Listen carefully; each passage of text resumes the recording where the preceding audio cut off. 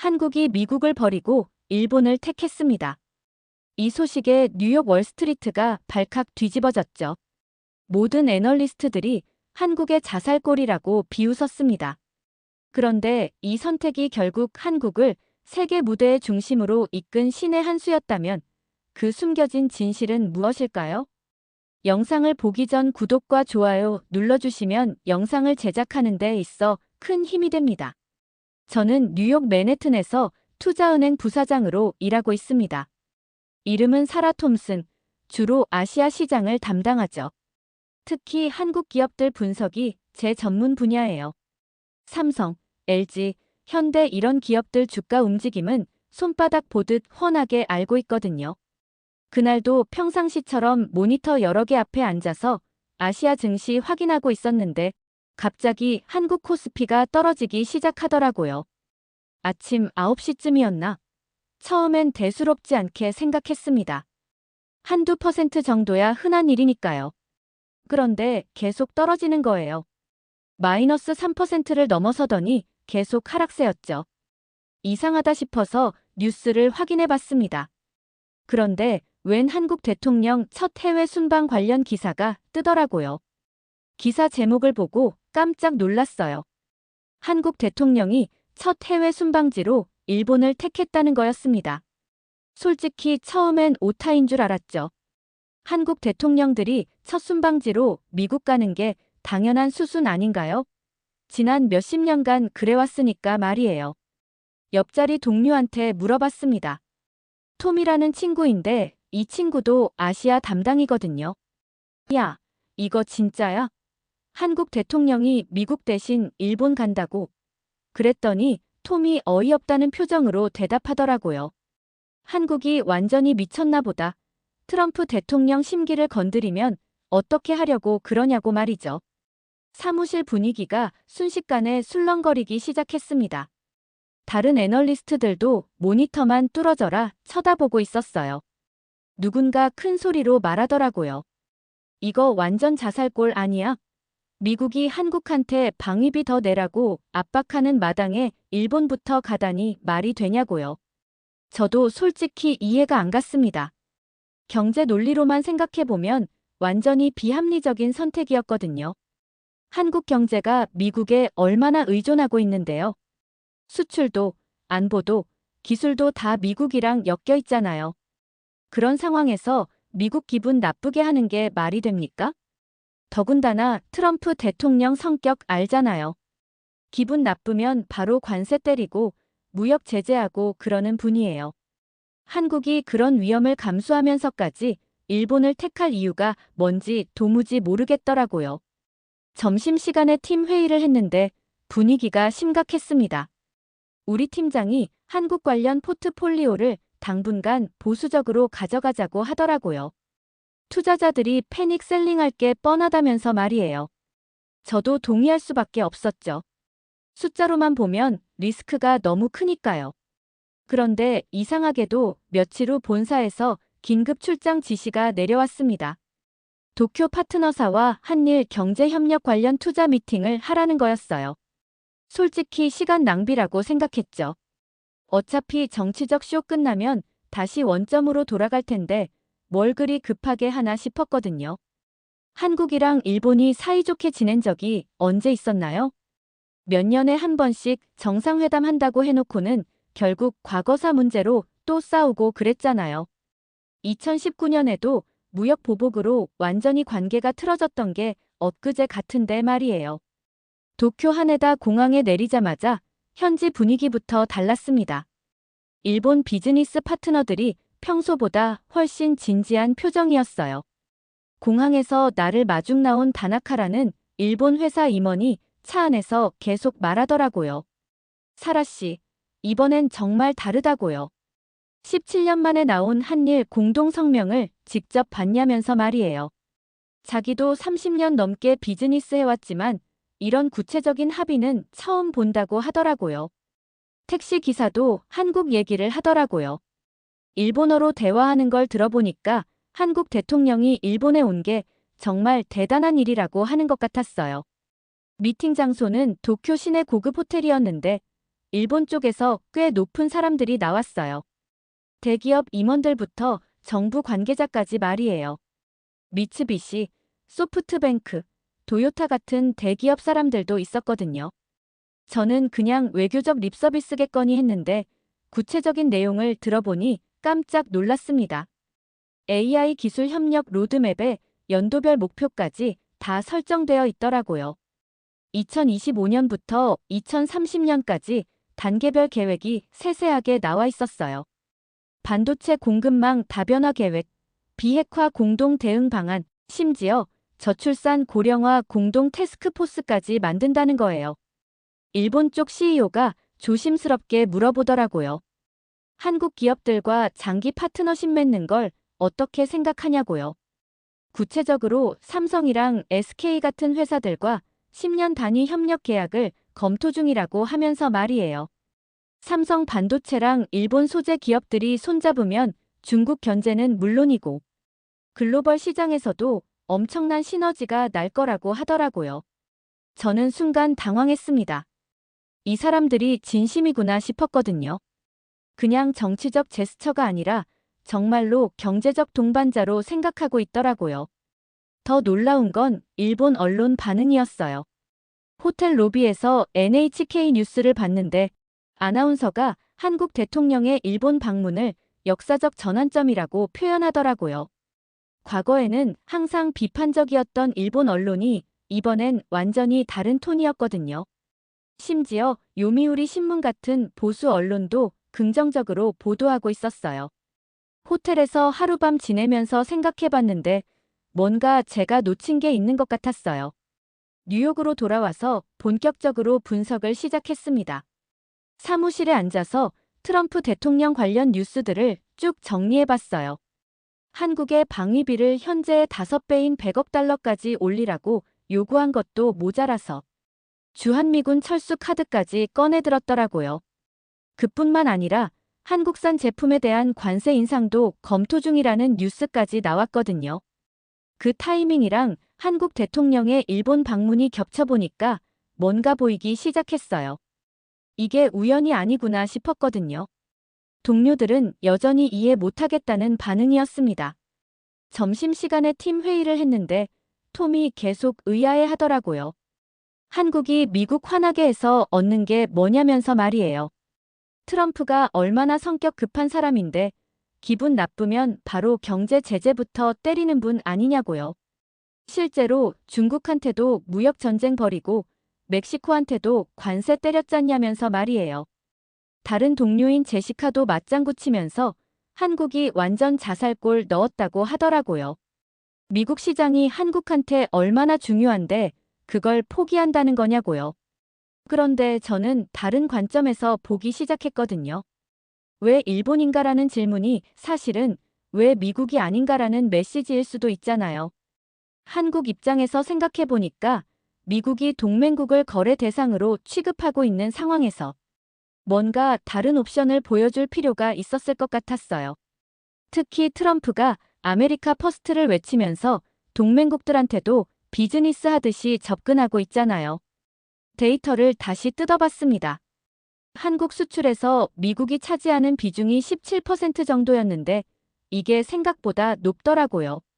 안보 의존도는 말할 것도 없고 기술 협력 현황까지 쭉 분석해보니까 확실히 문제가 있었어요. 달걀을 한 바구니에 다 담고 있는 격이었죠. 만약 미국이 진짜로 관세 때리거나 기술 협력 중단하면 한국 경제가 큰 타격을 받을 수밖에 없는 구조였거든요. 삼성 반도체도 미국 장비에 의존하고 있고 현대차도 미국이 최대 수출 시장이고요. 그런 상황에서 일본이라는 새로운 옵션을 제시한 거 아닌가 싶었어요. 저는 그때 깨달았어요.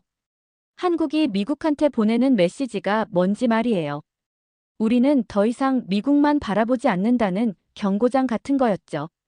그 즈음 국제 정세가 급변하고 있었어요. 우크라이나 전쟁이 2년째 계속되면서 글로벌 안보 상황이 정말 심각해졌거든요. 러시아가 북한한테 무기 지원받고 중국은 대만 압박 수위를 계속 높이고 있었고요.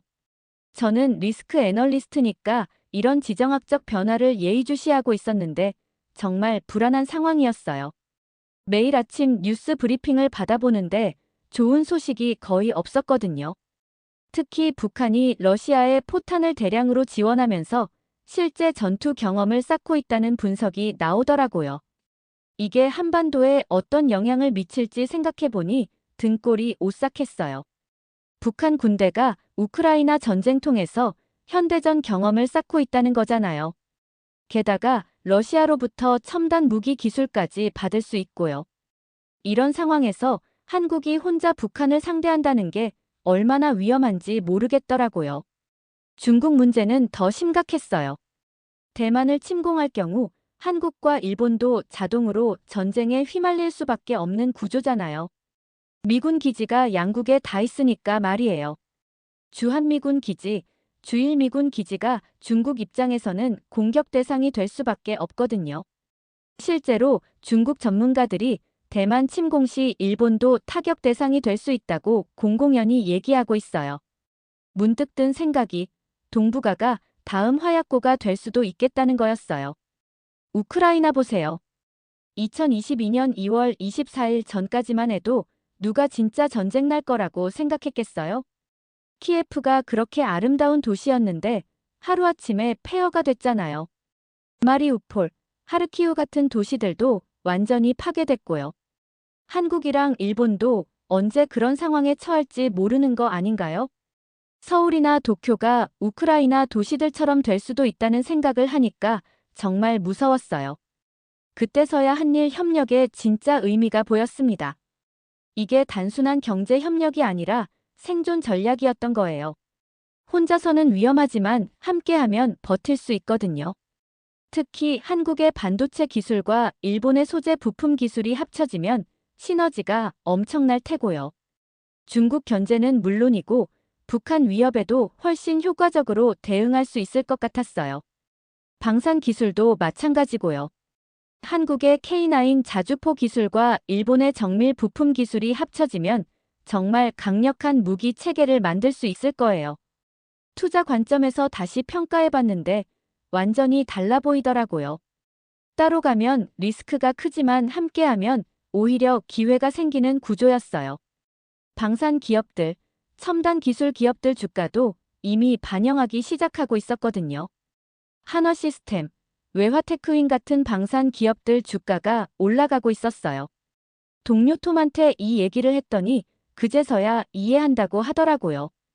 이거 완전 현실적인 선택이었네 하면서 톰도 고개를 끄덕이더라고요.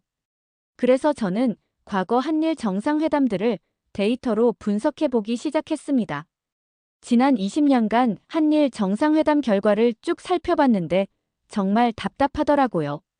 2005년부터 2019년까지 거의 모든 회담이 같은 패턴이었어요.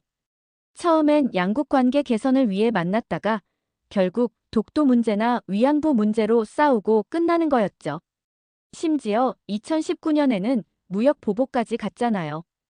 일본이 한국한테 반도체 소재 수출 규제를 하면서 관계가 완전히 틀어졌던 게 엊그제 같은데 말이에요. 그런데 이번은 완전히 달랐습니다. 17년 만에 나온 공동성명 내용을 자세히 봤는데 과거사 얘기는 거의 없고 미래 지향적인 협력 방안만 가득하더라고요. AI 협력은 구체적으로 어떤 분야에서 어떻게 할 것인지, 반도체 공급망은 어떻게 구축할 것인지, 심지어 저출산 문제까지 함께 해결하자는 내용이 들어있었어요. 일본도 출산율이 1.26으로 한국의 0.78보다는 낮지만 여전히 심각한 수준이거든요. 두 나라가 이런 공통 문제까지 함께 해결해보자고 나선 거예요. 일본 주식시장 반응도 놀라웠어요. 한국 관련주들이 연일 상한가를 기록하고 있었거든요. 도쿄전력 같은 에너지 기업부터 시작해서 소프트뱅크, 도시바 같은 기술 기업들까지 모두 급등했어요. 투자자들이 한일 협력에 대한 기대감을 반영하고 있는 거죠. 특히 일본 반도체 소재 기업들 주가가 폭등했는데 이건 명백히 한국 반도체 기업들과의 협력 기대 때문이었어요. 시네츠 화학이나 JSR 같은 회사들 주가가 20% 이상 올랐거든요. 더 인상적인 건 일본 언론의 변화였어요. 과거에는 한국 대통령이 일본에 오면 항상 비판적인 시각으로 보도했는데 이번엔 완전히 다른 톤이었거든요. 아사히 신문, 요미우리 신문 할 것 없이 모두 긍정적으로 평가하고 있었어요. 심지어 일본 방송에서는 한국 대통령을 아시아의 새로운 리더라고 표현하기까지 했더라고요. 저는 그제서야 깨달았습니다. 한국과 일본 모두 과거가 아니라 미래에 베팅하고 있구나 하고 말이에요. 감정보다는 실리를 택한 거죠. 이런 성숙한 판단을 내릴 수 있다는 게 정말 대단하다고 생각했어요. 특히 한국 대통령의 용기가 돋보였거든요. 국내 정치적으로는 분명 부담이 있을 텐데도 국익을 위해 과감한 선택을 한 거니까요. 동료들한테도 이 얘기를 했더니 다들 놀라더라고요. 정말 한국이 이렇게 전략적으로 움직일 수 있는 나라였냐면서 말이에요. 그런데 정말 결정타는 광복절 기념사였습니다. 저는 그날 아침 일찍 사무실에 나와서 한국 뉴스를 실시간으로 보고 있었거든요. 한국 대통령이 광복절 기념사에서 뭘 얘기할지 정말 궁금했어요. 이런 상황에서 일본에 대해 어떤 입장을 밝힐지 말이에요. 보통 광복절이면 일제강점기 얘기하면서 일본 비판하는 게 일반적인 패턴 아닌가요? 그런데 이번엔 정말 예상 밖의 발언이 나왔더라고요. 한국 대통령이 연설에서 이렇게 말하더라고요. 일본은 이제 우리의 경제 성장 파트너라고요. 과거의 아픈 역사는 기억하되 미래를 함께 만들어가는 동반자로 일본을 바라봐야 한다고 하더라고요. 저는 그 순간 소름이 돋았어요. 광복절에 그것도 일본 관련해서 이런 발언을 한다는 게 얼마나 큰 용기인지 알겠더라고요. 정말 정치 생명을 걸고 하는 발언이었거든요. 옆자리 동료 제시카가 물어보더라고요. 저거 정치적으로 괜찮은 거냐고요. 한국에서 저런 발언하면 반발이 클 텐데 말이에요. 실제로 한국 정치인들이 일본 관련해서 유화적인 발언했다가 정치적으로 큰 타격받은 사례들이 많잖아요. 그런데 저는 오히려 감동받았거든요. 정치적 계산보다는 국익을 우선시하는 진짜 리더십을 본 것 같았어요. 쉬운 선택이 아니었을 텐데 용기를 낸 거죠. 한국 국내 반응도 생각보다 긍정적이었어요. 물론 일부 비판도 있었지만 젊은 세대를 중심으로는 오히려 지지하는 분위기였거든요. 온라인 댓글들을 봐도 현실적이고 미래지향적인 선택이라고 평가하는 사람들이 많더라고요. 특히 20대, 30대들이 지금까지와는 완전히 다른 반응을 보이고 있었어요. 과거에 얽매이지 말고 미래를 보자는 댓글들이 많았거든요. 국제 언론 반응도 대단했어요.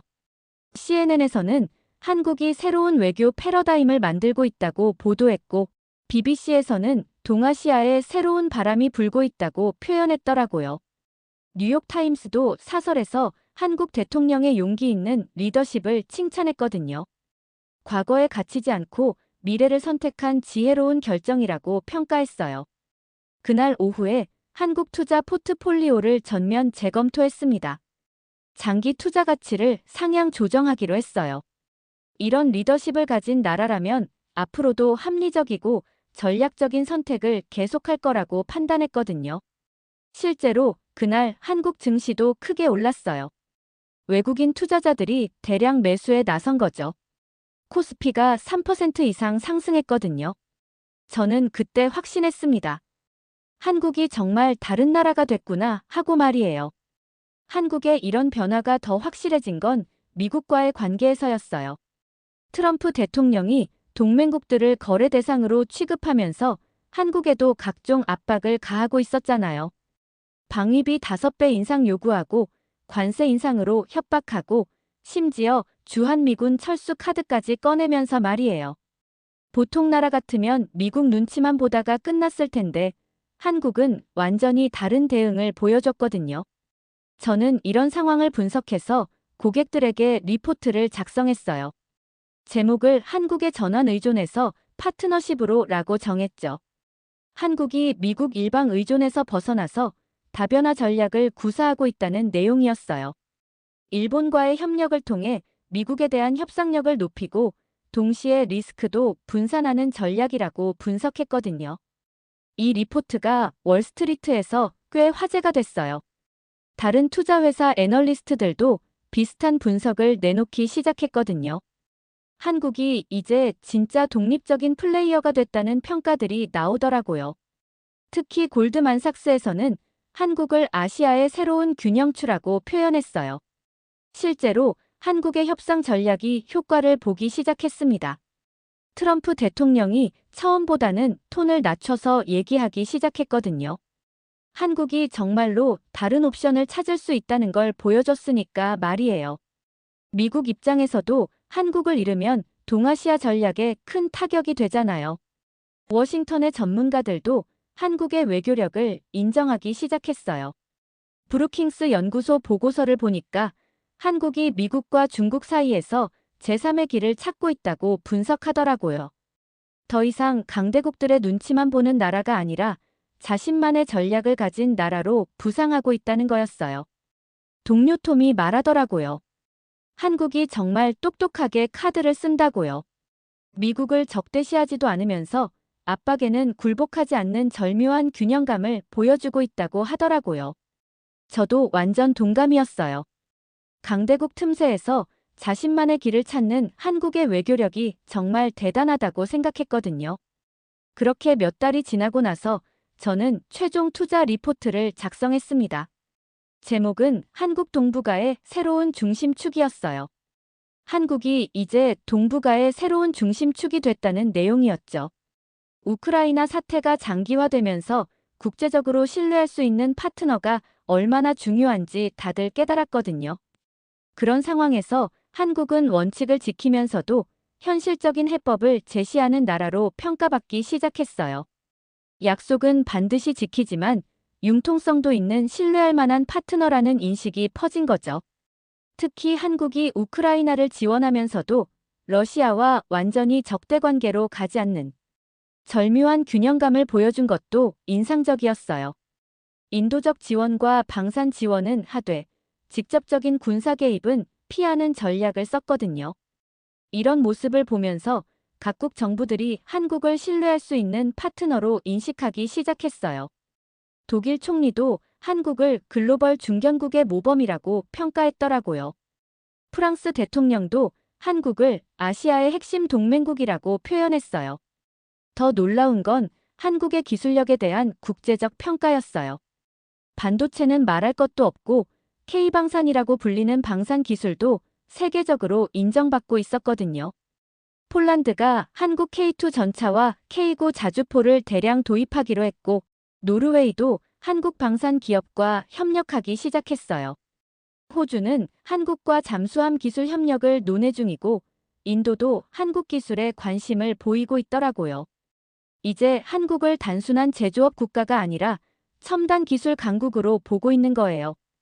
한국 문화의 영향력도 무시할 수 없더라고요.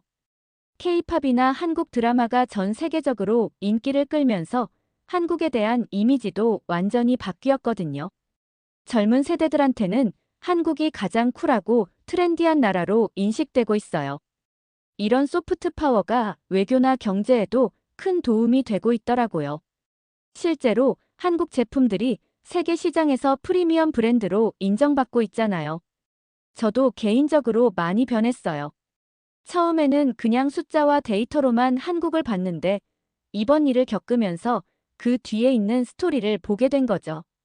한국이라는 나라가 얼마나 전략적이고 치밀하게 생각하는지, 얼마나 용기 있는 선택을 할 수 있는지 알게 됐거든요.